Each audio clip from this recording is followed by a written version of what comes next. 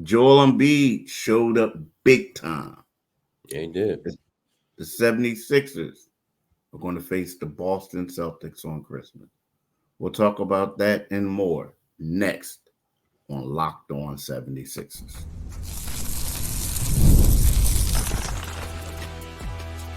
You are Locked On 76ers, your daily Philadelphia 76ers podcast, part of the Locked On Podcast Network, your team every day.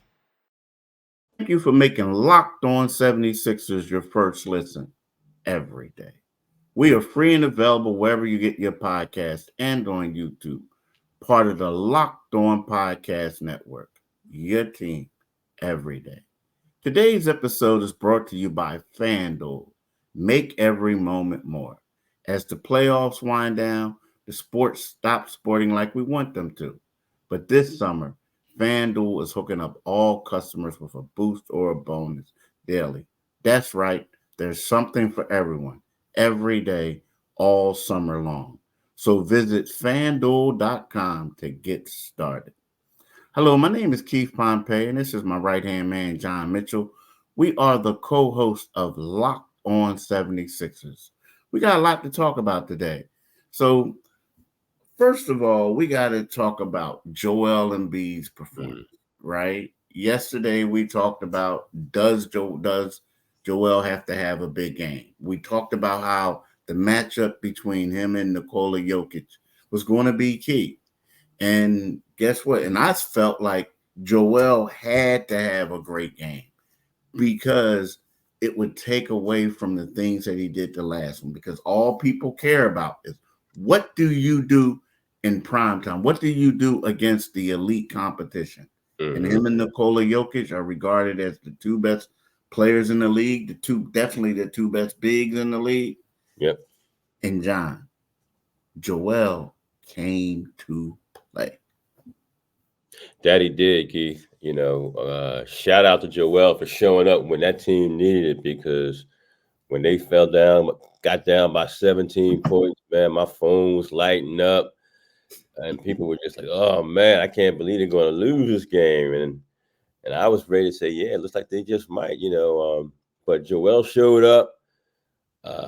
And particularly in the fourth quarter when they needed it most, man. He had that one stretch where he had, scored like 6-7 straight points in a row, got a big block shot. He was engaged, and it's a great game for him, and kudos to him for having gotten benched in the earlier games, and fans riding him and media riding him. And because there was an air of desperation around that team, at the end of the third quarter and into the fourth, people were just like, I can't believe they're going to drop this game, and not make it to the gold medal game. So, yeah, Joel showed up. He showed up. He accepted the challenge, and that's what you want to see from him, moving forward. Yeah, he showed up. He accepted the challenge. I think the thing that I liked is how when it came down to clutch time, he became locked in. I saw some energy in him that I haven't seen in a while. And again, and that's not. I'm not. I know it doesn't sound like I'm being fair because yes, he does do, all this other stuff. But what I'm talking about is it came down to clutch time. It came down to everything, and he was extremely locked in. He was like, "Listen, I'm doing whatever I can to win." And Right. guess what? And it was a point where he was just now after the game he started trolling him, but it looked like he was like, "Forget everything outside. I'm just doing my job." And Right. he stepped up and he showed us why he was the MVP, why he was a three-time three-time scoring champion. Now again, they had other co-stars who excelled, right? Yeah. But when it came down to that fourth quarter and they needed baskets, Joel was the guy who they went to, you know what I mean, to get stuff going. So with that being said, it was really impressive. And like I said before, man, I mean, this was a must type of performance. This was like, this was a legacy type game because at the end of the day, if he would have struggled against Nikola Jokic, everyone would have said, yeah, it's easy to beat Brazil. It's Right. easy to beat Puerto Rico, right? You know what I mean? Your team benched you against South Sudan. So now let's see what you're going to do against the 3-time league MVP. And, he played well, man. He played well. He played well. Yeah, and it's it says something that when a team with that much talent is in a desperate situation, and you are the guy, among others, Steph. I mean, you are part of that nucleus that they're turning to say, "Hey, we got to get this done," and it's a feather in his cap. I hope that that he uses it as a springboard, and hopefully they go on and win the gold medal. Because I think, man, that has to be that team's scare game. You know what I mean? If there is a moment where it's like, wow, we almost didn't reach the goal that everybody expects of us and we expect of ourselves. So yeah, Joel, the light went on for him. The light went on. He didn't. There was no. The body language was good. The exuberance was there after the win, and granted, he did do his trolling thing in the aftermath, but that's who he is. And when you play a game like that, it's you're entitled to moments of jubilation, and I'm glad for him, and I'm glad for the team. And I'm glad for And the country. So, I mean, there's one more. Let's not say it's over, and it's not. As you can see, anything can happen. But they really appeared in the last few games after they got over that hiccup, and he was a huge part. He was a huge part in the biggest game so far for them. well, I'm gonna say this right quick. But so that he was a huge part, and you are right. Now is the next. Like after the game, you were out there trolling the fans, Hmm. right? You know they're gonna come at you because Yeah, you're playing France, yeah, the team that you like shunned or whatever yeah. like they want to say you did or reneged on an agreement. You are playing them Right. for the gold medal. Yeah. So I'm telling you, this is another one. Like this is going to be another major game, and he has an opportunity to break the hearts of an entire nation. So let's see what Yeah. he does tomorrow. Yeah. And if I'm not mistaken, the last time he saw Wemby, he had what, 70 on him? Yeah, but you know what? That's a good one. But Wemby wasn't in the game all Yeah, those and they hardly ever yeah, played each other. And yeah. typical. But listen, we'll also we'll get back to that.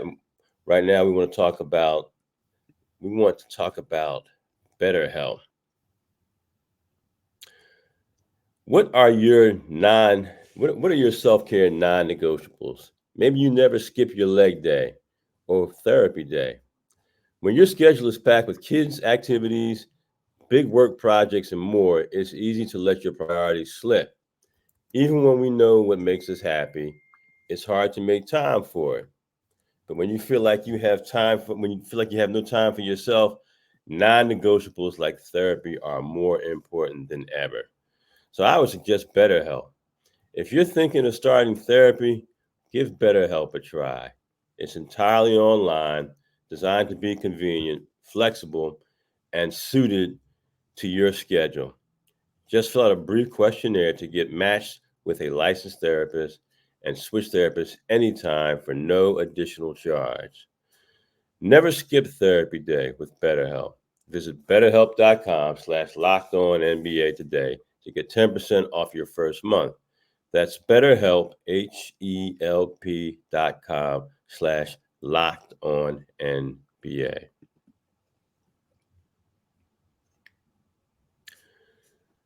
Thank you for making Locked On 76ers your first listen of the day. For your second listen, enjoy the Locked On NBA podcast. There is no offseason in the NBA, and Locked On NBA provides daily basketball analysis from national and local experts in 30 minutes or less.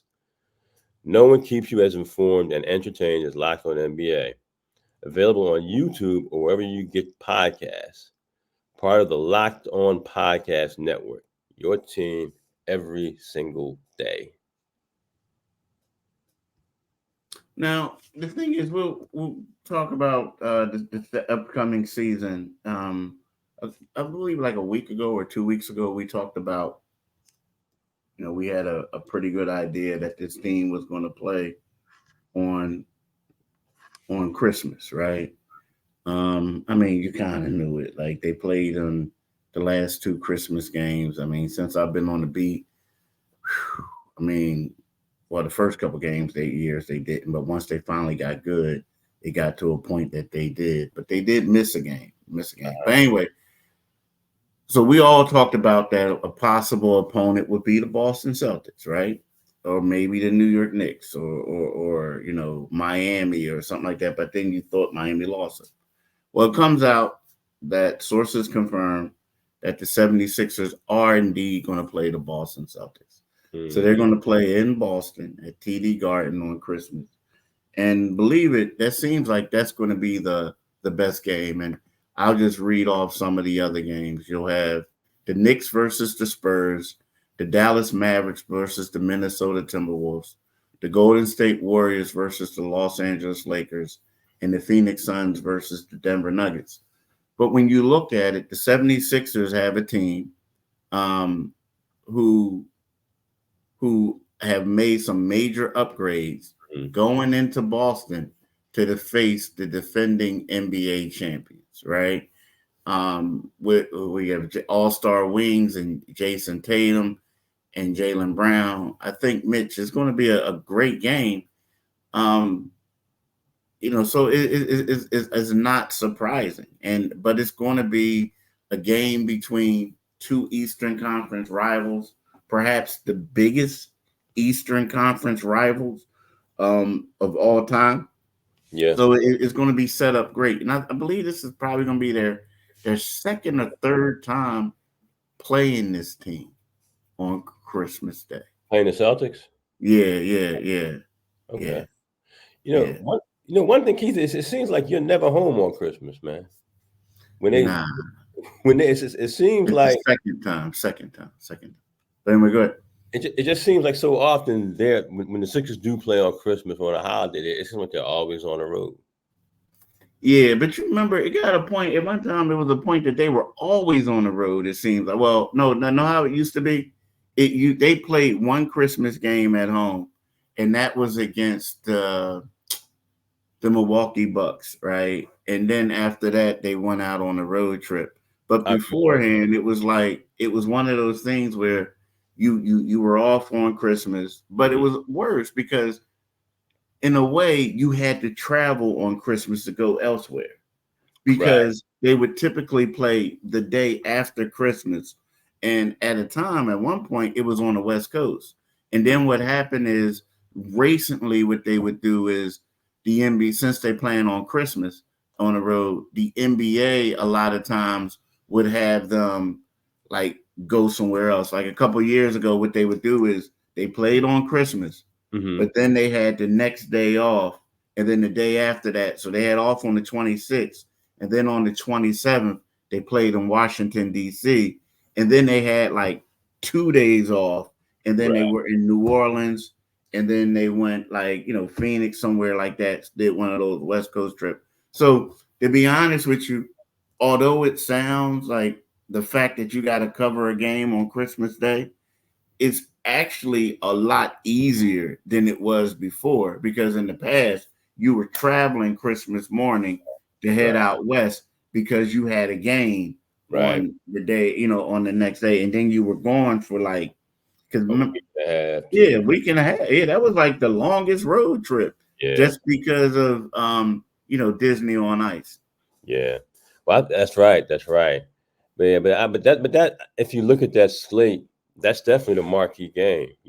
They I mean, I don't think anything else is very enticing. I think the Spurs and Knicks for basketball fans is enticing. I mean, number one, it's going to be the Knicks. The Knicks are surging, and you get a chance to see Wemby, who looks like the future of this league. Lakers Warriors, and that's kind of a ho hum game. But yeah, going to Boston to play your rival, your biggest rival on Christmas Day. It's good to see. And the NBA, I think that's their marquee game. You got, like you said, you got Paul George, you have Max, you have a whole new 76er squad, and you have a Boston squad that is saddled with veterans and will probably, when the odds come out, be favored to repeat as league champions. So that's a good game. And you hope everybody is healthy. You hope everybody is healthy and able and available on Christmas Day. But I'm glad to see the 76ers in that situation. Yeah, it should be. I mean, it should be. I mean, it is what it is. This is their reality right now, and Yeah. Paul George and them will get the show a national television Yeah. audience. Yeah. Just how good they are. Caleb Martin, all of them. That's how this is going to mesh. Yes, it's a good opportunity. It's a good opportunity. And we can talk about that and some other things after we talk about FanDuel. Like you said earlier, Keith, I love the sports, and I love them so much that I never, ever want to see them stop.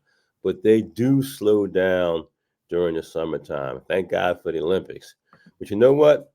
FanDuel lets me keep the sports going whenever I want.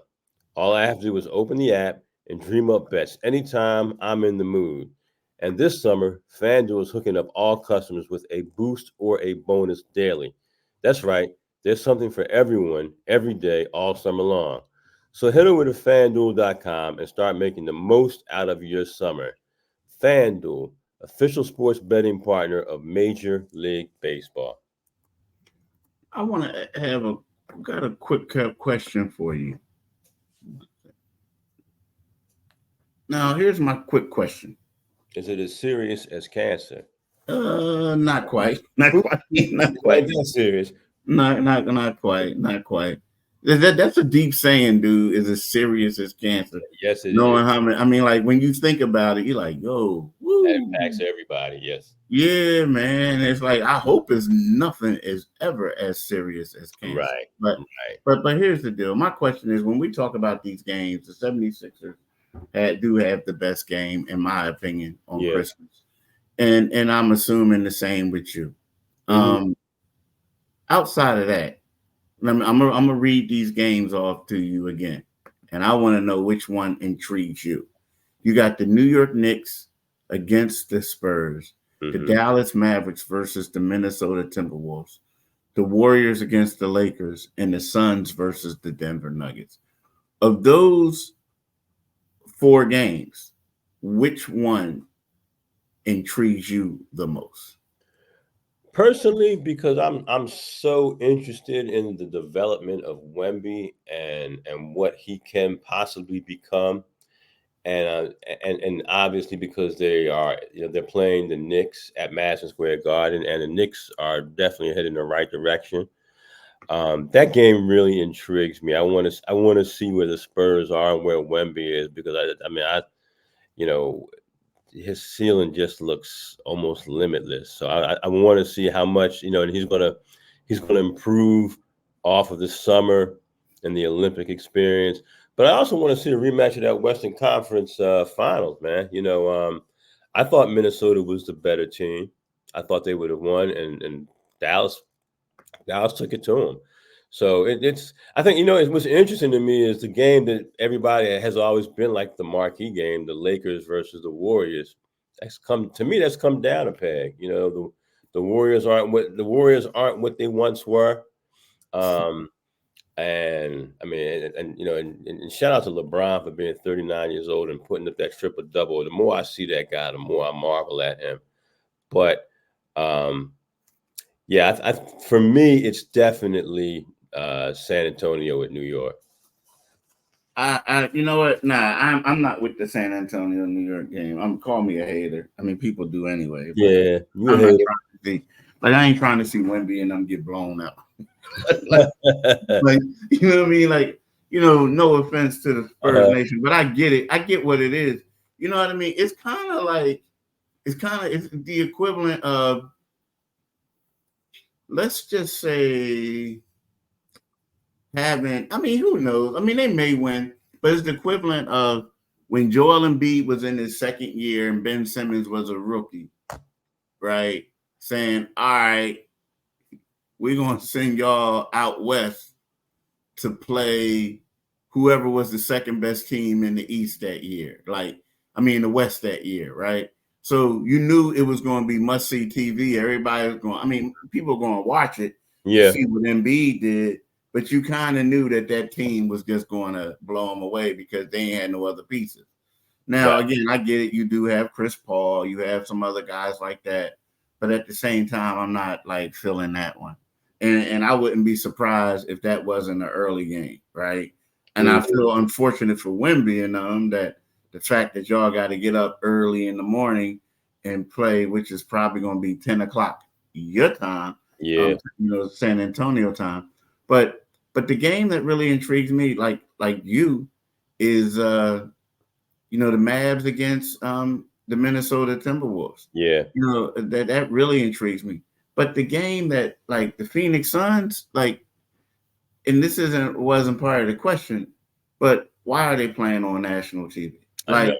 It's kind of sort of like it's a slap in the face to the Oklahoma City Thunder, Yes, right? it is. Yes, it A is. major slap. You get the Golden State Warriors, the Lakers one. You got Steph and LeBron. Both of these guys are the faces of USA basketball, the faces of the NBA. It's probably going to be, couldn't be one of their last major big time, prime time competition games. But dude, the Phoenix Suns, I get it. Bradley Beal, Kevin Durant, and Devin Booker. But come on, the game would have been Oklahoma City at Denver. That would have Yeah. been the game. That would have been the matchup, and they messed it up. You're in the wrong. But it goes about markets and Yeah. ratings, and I Yeah. guess people don't want to see them on TV. Yeah. But And I guess, but I mean, that San Antonio market is interesting. But it's it's New Wemby. York. Yeah, It's yeah, they playing. Yeah, it's Wemby. New York. Yeah, Yeah. you're gonna see the French dude go up against, go to the Garden. That's what it is. Yeah. They want to see him go to the Garden, see what he can do. But I'm telling you, a team that underachieved, a team That's Phoenix. that's Phoenix, bro. And I'm not trying to watch that. Hell, I probably won't be You'll be because able I'll be to. typing. Yeah, But you busting. I'm not. Nah. Yeah, I mean, let's face it, the 76ers had the most intriguing game. They Yeah. that's really particularly if things go as people anticipate they will go, with the 76ers showcasing a new team with a great new player, um, and with title aspirations against the defending champion. So I'm looking forward to that. But unlike you, man, I know the Spurs are several notches below uh, the caliber of all the teams that are on it. But Wemby intrigues me, man. He Yeah. intrigues. He intrigues me too, but it's like I don't know. He intrigues me, but it's just like I know I don't know.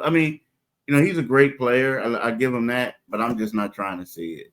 Yeah, I am, but I'm not. You understand what I'm saying? Like it's like nowadays it comes down to not what the matchup is about. what the moneymaker is. Yeah, It's because like, if that's the like huh? boxing. It's like boxing. Dude, they had one of the worst records in the league last year. They were horrible. Yeah, they were horrible. So it is. Yeah, they were like it was like North Catholic. It would be the equivalent of North Catholic playing Brook. Y'all wouldn't have a chance. Yeah, right. Back in the day, y'all wouldn't have a chance. Yeah, we lose by 30. Man, that's that half. That's that half. But look, y'all, well, we want to thank y'all for making Locked On 76ers your first listen today. Now check out the Locked On NBA podcast, where the season never ends, providing national expertise with a local perspective. You can find the link to Locked On NBA in the description, so you don't need to search. Part of the Locked On Podcast Network, your team every day. We'll be back to talk about the Sixers, probably give a recap of what happened in the Olympic finals on Monday. It'd be nice. It'd be nice if Joel could have another monster game. Yeah, it would be. I mean, he doesn't need any motivation because they're going to give it to him. So that's going to be talking about the fans. So that should be fun, entertaining, great for TV, right? Great for TV matchup. The ratings are going up. Mm-hmm.